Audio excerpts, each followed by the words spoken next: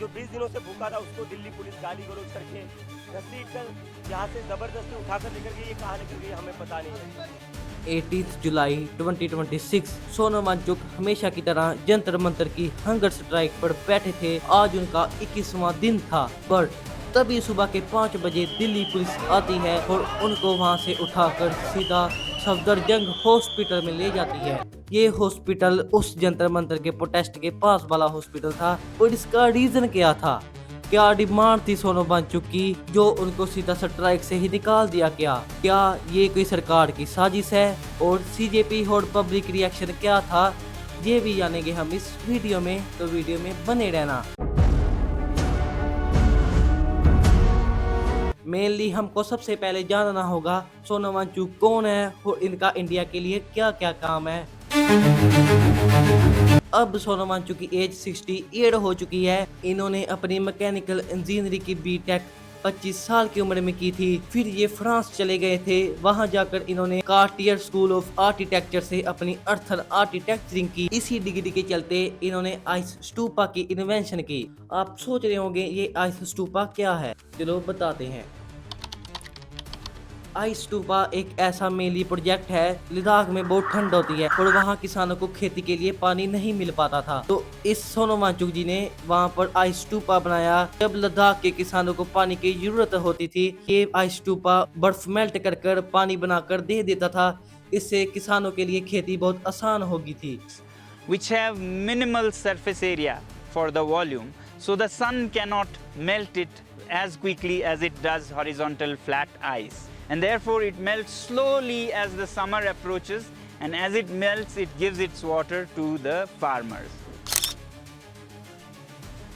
फिर इन्होंने सेकमोल की शुरुआत की, student educational and cultural movement in Ladakh. इनका काम था लद्दाख के बच्चों को प्रैक्टिकली समझाना और लद्दाख के बच्चों की स्किल डेवलपमेंट करनी। लद्दाख की परेशानियों को देखते हुए इन्होंने लद्दाख के बहुत सारे हल निकाले। इसके लिए इनको 15 अवार्ड मिले। इनमें से सबसे मेन अवार्ड था the Asia Nobel prize, also known as Ramon Magsaysay award. ये अवार्ड इनको 2018 में मिला था। सोनम वांगचुक इस जंतर मंतर प्रोटेस्ट के पहले भी कुछ 5 प्रोटेस्ट कर चुके हैं। चलो साइड बाय साइड आपको बताता हूँ। सबसे पहला प्रोटेस्ट है 6 schedule protest. Second 21 climate day fast. Delhi चलो संसद protest. Boycott Chinese product protest. New Ladakh movement. अब बात करते हैं सोनम वांगचुक और सीजेपी ने जंतर मंतर की कैसे शुरुआत की। फिलहाल ही में इंडिया में पेपर लीक्स बहुत चल रहे थे, पर सोनम वांगचुक ने इसके ऊपर ध्यान दिया और सीजेपी फाउंडर अभिजीत दीप के साथ मीटिंग कर जंतर मंतर प्रोटेस्ट का प्लान बनाया और ये प्लान इन्होंने 28 जून को सक्सीड भी किया। अब हमने जान तो लिया कि प्रोटेस्ट कैसे बना, पर इस प्रोटेस्ट की डिमांड क्या थी ये हमको नहीं पता, तो चलो जानते हैं। इस प्रोटेस्ट की बस 2 मेन डिमांड थी। पहली, resignation of Dharmendra Pradhan education minister. अब किसको नहीं पता होगा इस एजुकेशनल मिनिस्टर का, ये इतने मशहूर हो चुके हैं जितने मशहूर शाहरुख खान भी नहीं थे। इनकी वजह से ही पेपर लीक हो रहे हैं।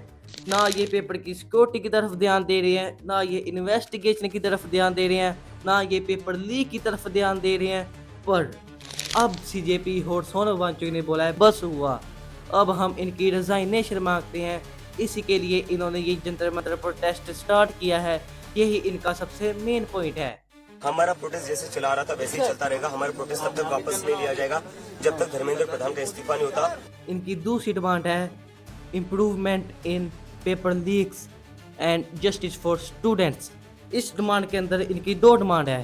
पहली डिमांड है इम्प्रूवमेंट ऑफ पेपर्स लीक। आपको पता ही होगा 4 साल से लगातार पेपर लीक हो रहे हैं और इनके लिए ये चाहते हैं इनको एक अच्छा एजुकेशनल मिनिस्टर मिले, एक अच्छा इन्वेस्टिगेशन सिस्टम मिले, एक अच्छा सिक्योरिटी सिस्टम मिले।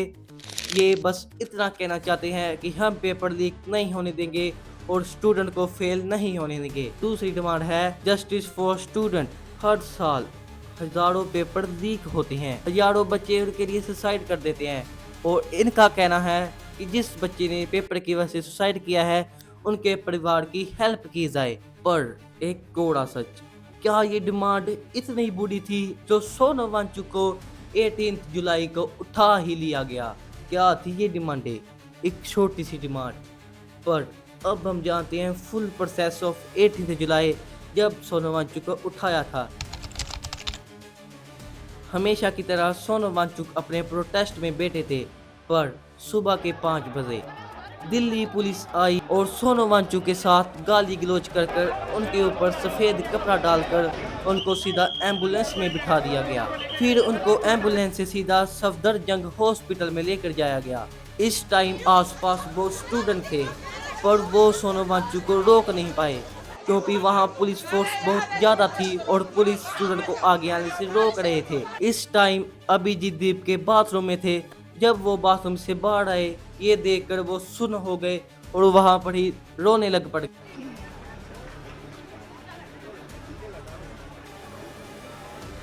अभिजीत दीप के और स्टूडेंट्स का कहना है सरकार सोनम वांगचुक को इसलिए लेकर गई है कि वो हमारा प्रोटेस्ट बंद करा सके और हमारी आवाज बंद करा सके। दूसरी तरफ सरकार का कहना है हम सोनम वांगचुक को इसलिए लेकर गए हैं क्योंकि 21 दिन की हंगर स्ट्राइक की वजह से उनकी हेल्थ बहुत ही कमजोर हो चुकी थी, वो मेंटली बहुत ही वीक हो चुके थे और हम इतने मशहूर साइंटिस्ट को मरने के लिए नहीं छोड़ सकते। सोनम वांगचुक को दिन दिहाड़े किडनैप कर दिया गया है।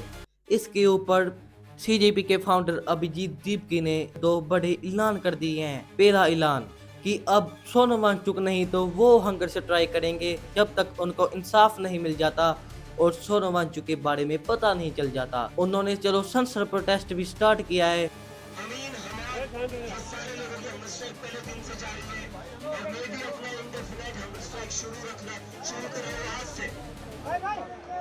का दूसरा बड़ा ऐलान है एजुकेशन मिनिस्टर धर्मेंद्र प्रधान के साथ साथ प्राइम मिनिस्टर नरेंद्र मोदी का भी इस्तीफा मांगते हैं। क्यों कहना चाहता हूँ, आज तक हम धर्मेंद्र प्रधान का इस्तीफा मांग रहे थे नीट में जिन बच्चों की आत्महत्या हुई उनके जिम्मेदारी के लिए, लेकिन आज जो घिनौनी, आज जो नीच हरकत करी है सरकार ने, अब हम नरेंद्र मोदी का इस्तीफा मांगेंगे। नरेंद्र मोदी ने ही सोनम वांगचुक को यहाँ से निकाला है और हमारी आवाज दबाने की कोशिश की है।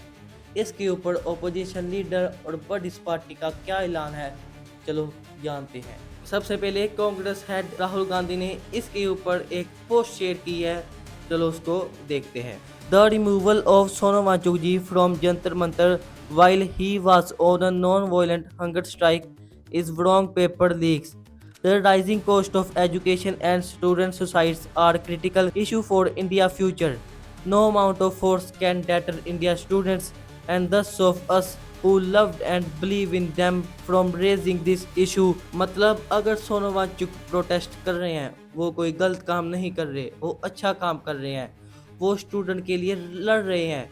क्या स्टूडेंट अपनी मेहनत में ऐसे ही पानी फेरते रहें या वो कुछ आगे बोले? अगर आगे कुछ बोलते हैं तो उनकी आवाज को बंद कर देते हैं, ऐसा कुछ कहना है राहुल गांधी का। और सेकंड रिएक्शन था केजरीवाल जी का, आम आदमी पार्टी के हेड। ये देखिए, सोनम वांगचुक जी को बहुत ही गलत तरीके से उठा लिया गया, उनका अनशन तोड़ने की कोशिश की गई है।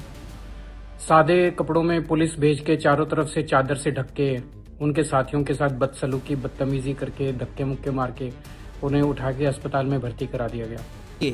ध्रुव राठी ने भी अपने चैनल पर शोट डालकर इसके अगेंस्ट अपने कुछ ट्वीट शेयर किए हैं, ये देखिए। उन्हें बस अपनी वर्ल्ड ट्रिप्स करनी है, फॉरेन लीडर्स के सामने जाकर खी करनी है। इस पूरी प्रॉब्लम का एक ही सोल्यूशन है कि अब सारी जनता साथ में मिलकर आवाज उठाए। मोदी कुछ नहीं करेंगे यहाँ पर, लेकिन हर एक ऑपोजिशन लीडर से मैं अपील करना चाहूँगा, राहुल गांधी, अरविंद केजरीवाल, अखिलेश यादव, ममता बनर्जी, सारे के सारे ऑपोजिशन लीडर प्लीज 20 जुलाई को मार्च में पार्टिसिपेट करो। बात सच है, सोनम वांगचुक ने कुछ भी गलत नहीं किया और सभी ओपोजिशन लीडर को इकट्ठे होकर नरेंद्र मोदी को दबाना चाहिए। नरेंद्र मोदी बोलता है India is mother of democracy, पर आज स्टूडेंट्स कहते हैं India is mother of dictatorship. तो सोनम वांगचुक और सीजेपी को जितना सपोर्ट होता है कीजिए। नमस्ते।